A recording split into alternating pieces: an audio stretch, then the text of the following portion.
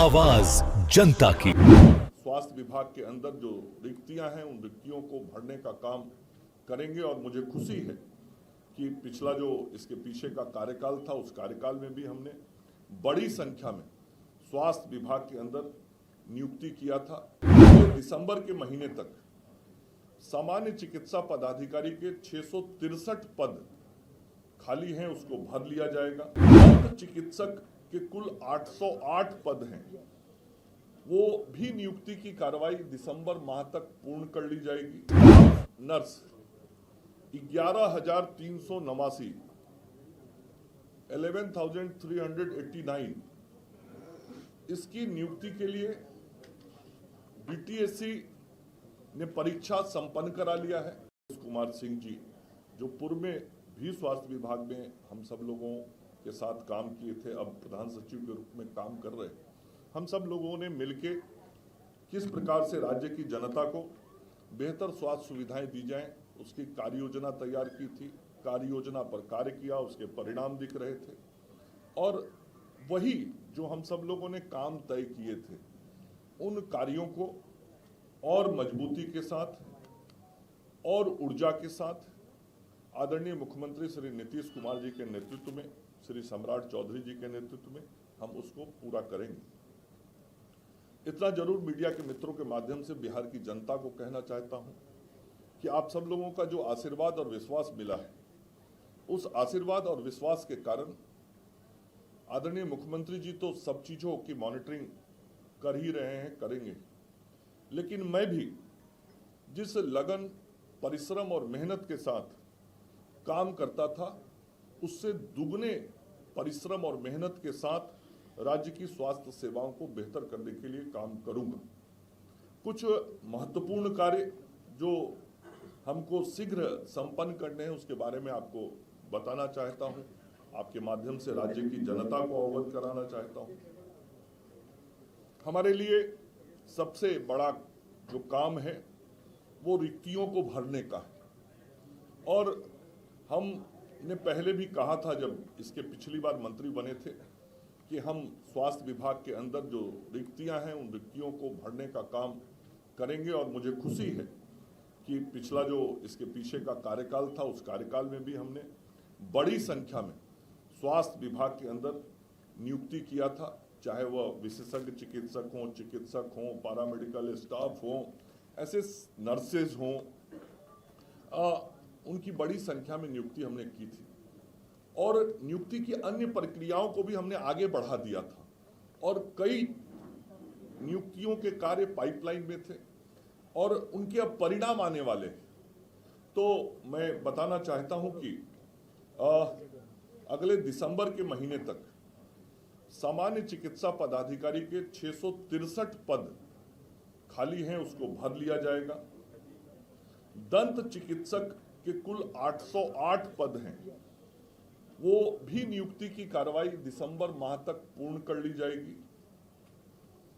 Staff nurse 11,389 11,389 इसकी नियुक्ति के लिए बीटीएससी ने परीक्षा संपन्न करा लिया है, मतलब एग्जाम हो चुका है।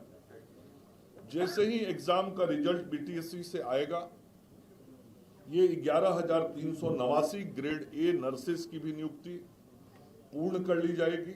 मैं फिर दोहरा रहा हूं, इसका परीक्षा हो चुका है, परिणाम आना केवल शेष है।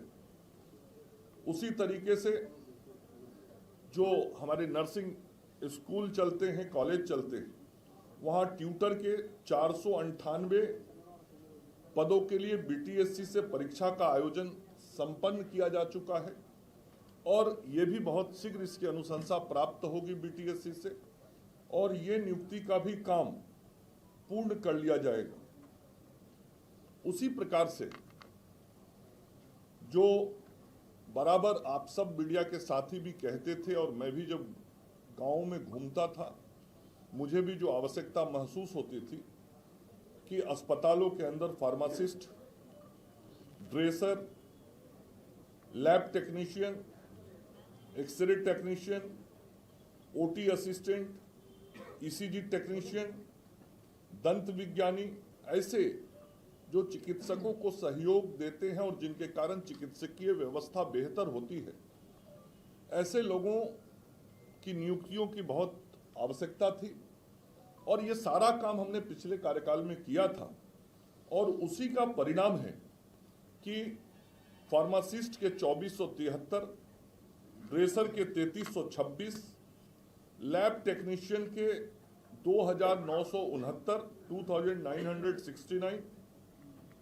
एक्सरे टेक्नीशियन के 1232, ओटी असिस्टेंट के 1683, ईसीजी टेक्नीशियन के 242 और दंत विज्ञानी के 702, अर्थात कुल 12,627, 12,627 ये जो पद हैं जिनकी बहुत जरूरत अस्पतालों में होती है, इनका भी परीक्षा संपन्न हो चुका है।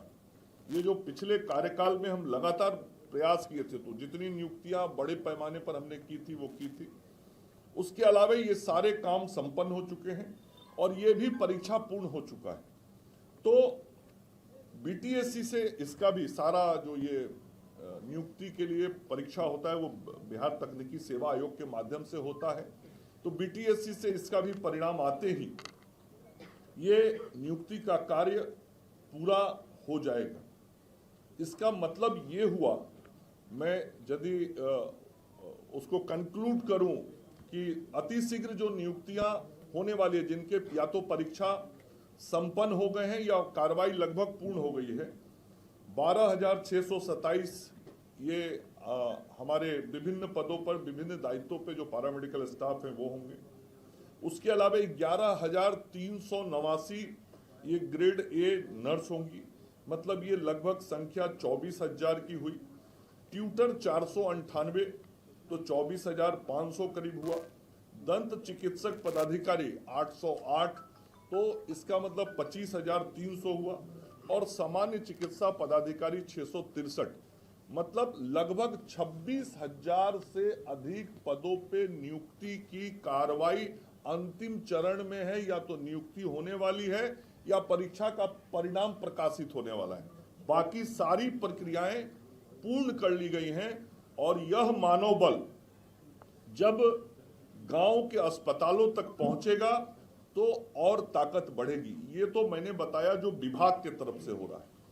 हम सब लोग जो काम करते हैं उसमें राष्ट्रीय स्वास्थ्य मिशन का बड़ा रोल है और एनएचएम के माध्यम से भी मानव बल की नियुक्ति का कार्य किया जाता है।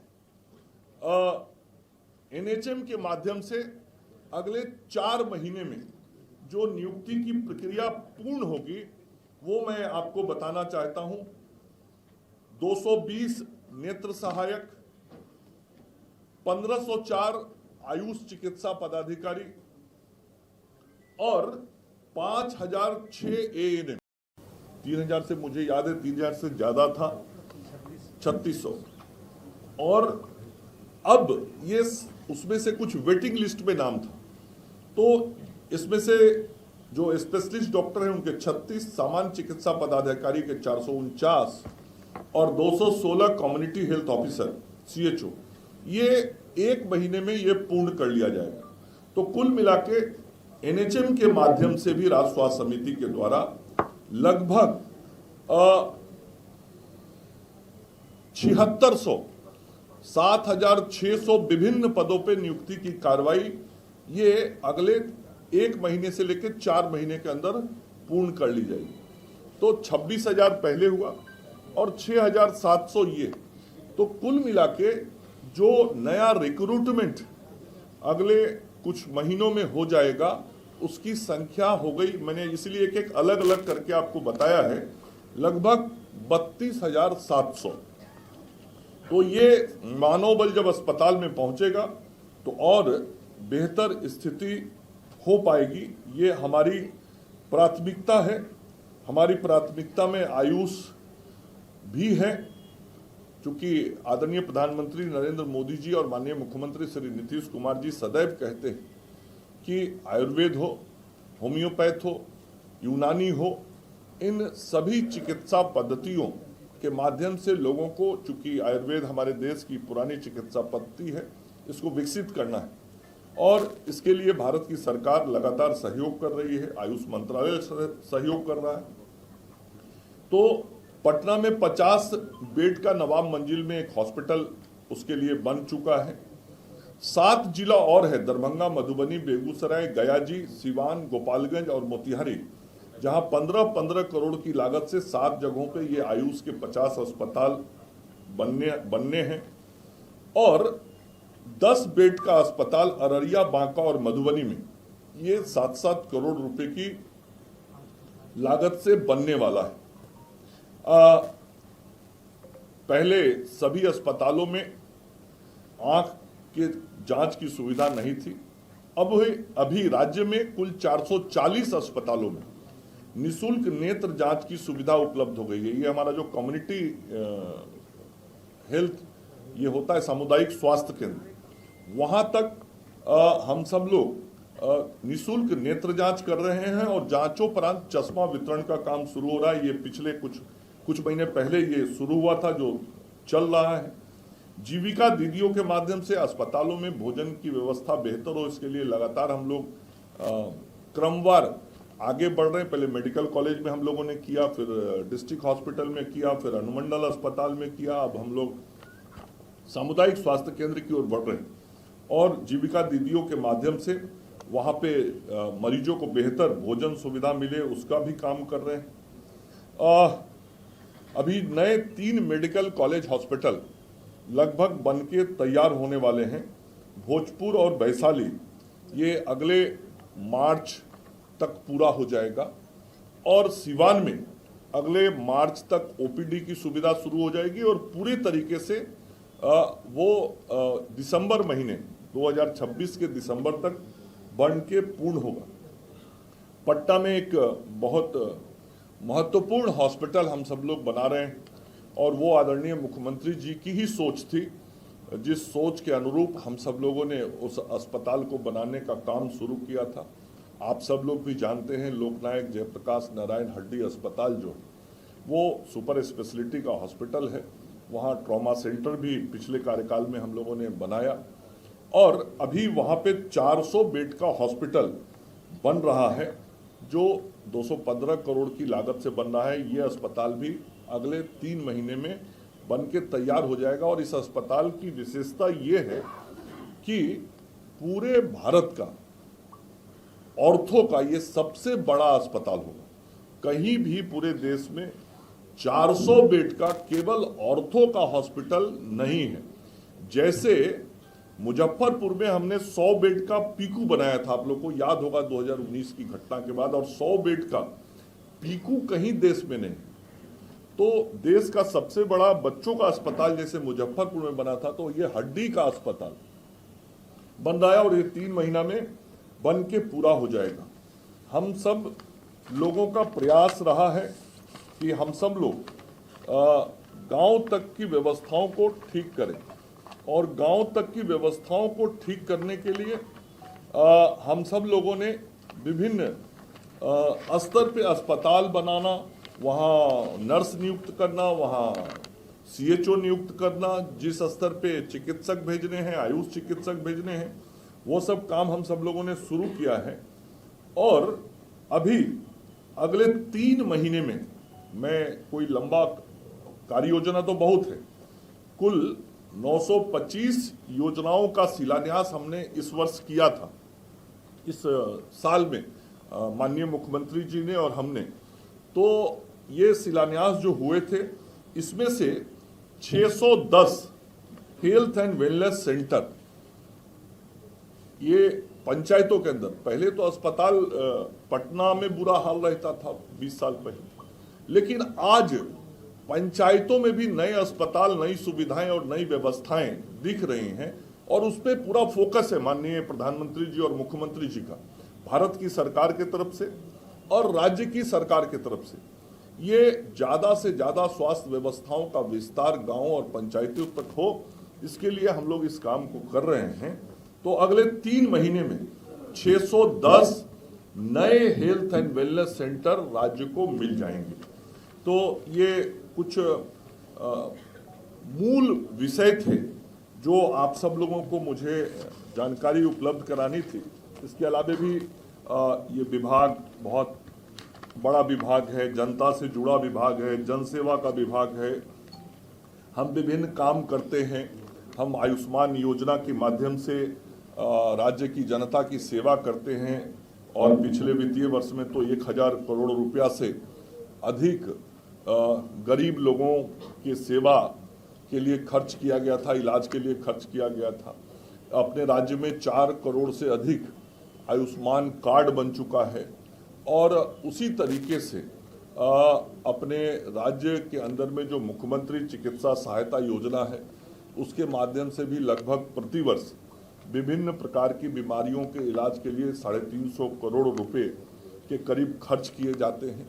तो ये जो व्यापक जन कल्याण का कार्य है इस विभाग के माध्यम से वो हम सब लोग करते हैं और आज आप सब मीडिया के मित्रों को जरूर फिर से इस बात का विश्वास दिलाता हूं आपके माध्यम से राज्य की जनता को कि जिस परिश्रम और उत्साह से हम सब लोग पिछले कार्यकाल में काम करते रहे हैं, इस बार जिस तरीके से जनता ने अपना जनादेश दिया है, हम दुगनी ताकत और दुगने उत्साह के साथ काम करेंगे। धन्यवाद।